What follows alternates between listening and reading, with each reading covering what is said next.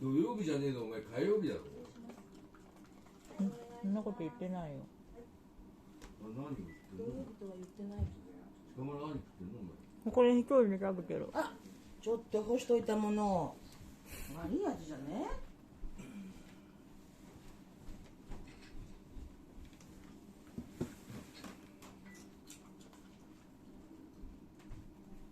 おい、ここで食べ放題してるやつ。